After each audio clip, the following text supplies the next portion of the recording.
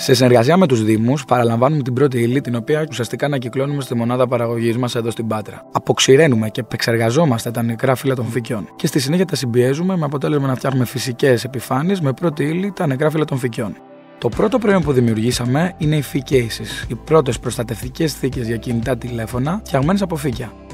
Η ιδέα μου ήρθε από μια ομιλία του Παύλου Μορφίδη, ο οποίος και είχε προσκαλέσει ανοιχτά το κοινό να κάνει κάτι με τα φύκια, καθώς είναι ένας φυσικός πλούτος της χώρας μας και βρίσκεται σε αυθονία στη φύση. Εκείνη τη στιγμή είπα: Σταύρο, θα το κάνεις εσύ. Το όραμά μας είναι να βάλουμε τα φύκια στην καθημερινότητα των ανθρώπων, να συνεργαστούμε με Έλληνες δημιουργούς και παραγωγούς για τη δημιουργία φυσικών μοναδικών προϊόντων, να εκπαιδεύσουμε και να τον ευαισθητοποιήσουμε στον κλάδο της ανακύκλωσης. Οι μετακινήσεις είναι το μεγαλύτερο κομμάτι της καθημερινότητάς μου. Καλός, κακός και ένα πολύ μεγάλο κομμάτι της δουλειάς μας. Ένα όχημα θα με βοηθήσει να πηγαίνω γρήγορα, οικονομικά και με απόλυτη ασφάλεια σε όποια παραλία του κόσμου έχει φύκια. Είμαι ο Σταύρος Τσομπανίδης και είμαι η Generation M.